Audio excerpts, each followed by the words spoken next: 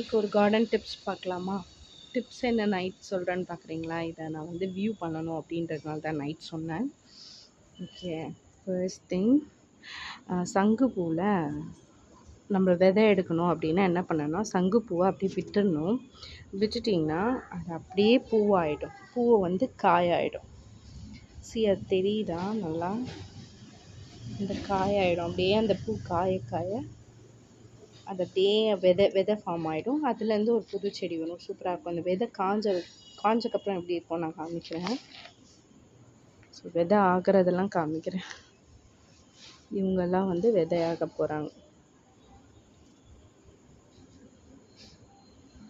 இதெல்லாம் வந்து மொட்டு விட்டுருக்கு. இது அப்படியே காயாக மாறப்போகுது. இந்த மாறுற ப்ராசஸ்ஸே அழகாக இருக்கும். ஸோ